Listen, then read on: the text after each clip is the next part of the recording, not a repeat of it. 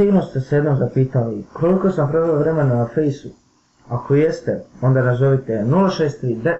Šanse ljudi, nećete nikoga nazovete, nego idete na ovaj sajt čiji ćete link naći u opisu videa kao i uvijek.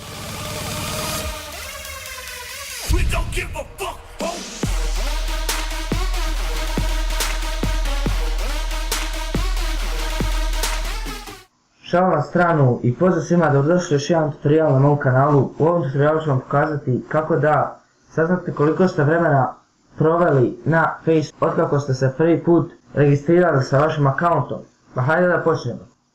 Prvo, znači, doći ćete na ovaj sajt čiji ćete link naći u opisu videa kao i uvijek.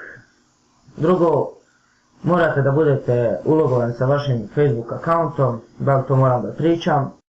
Kad dođete na ovaj sajt, scrollujete dole i nađete ovo next, lijevi klik, idete na u redu. Kada dođete ovdje odaberete koliko ste minuta dnevno na Fejsu. Svi znamo da sat ima 60 minuta, ako ste vi 10 sati blejite na Fejsu, onda računajte 10 puta 60 je 600, to je 600 minuta po danu, ali eto ja sam sad 17 minuta, znači ja sad 17, ovdje je po danu, tjednu ili mjesecu, ja sam po danu, idem start.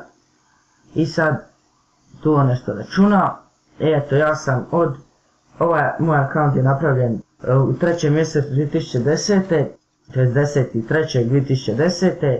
Ja sam od tad izgubio 20 dana, 21 sat i 55 minuta. Eto, hvala ti Face što si mi uzeo to vrijeme.